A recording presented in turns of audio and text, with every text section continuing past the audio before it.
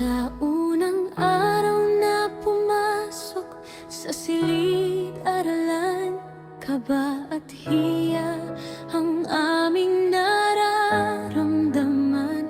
Ngunit isang ngiti ang sa amin ay sumalubong, gabay na naging lakas sa bawat pagpulong. Si Sir Erickson Razo ang aming naging sandigan. Sa hirap at ginhawa, hindi kami iniwan. Hindi lang basta guro, kundi isang ama, saksi sa aming tawa at bawat luha. Sa bawat pagkakamali, kami itinuwid. Dunong at pagmamahal sa amin ay hatid. Salamat Sir Erickson sa tapat mong serbisyo. Inukit mo ang pangarap sa aming mga puso. Sa iyong mga payo, kami ay tatatag.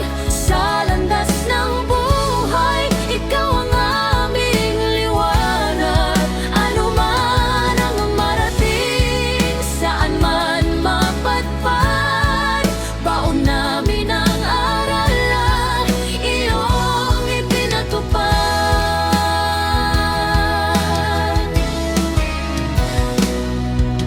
Minsan ay strikto para kami matuto, ngunit laging may malasakit na totoo. Sa Grade 6 Earth, ikaw ang aming naging boses. Tinuruan kaming lumaban, huwag sumuko sa poses. Ang iyong dedikasyon ay walang katulad. Sa iyong paggabay, kami ay umunlay.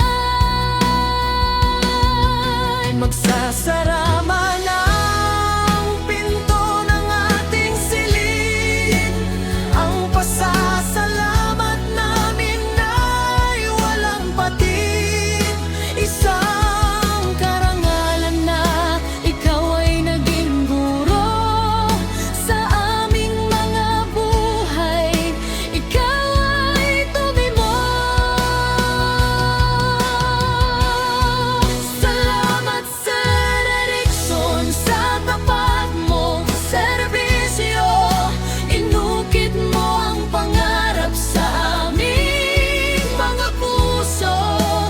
Sa iyong mga payo, kami ay tatatag. Sa landas ng buhay, ikaw ang aming liwanag. Ano man ang marating, saan man mapadpad, baon namin ang aral na iyong ipinatupad.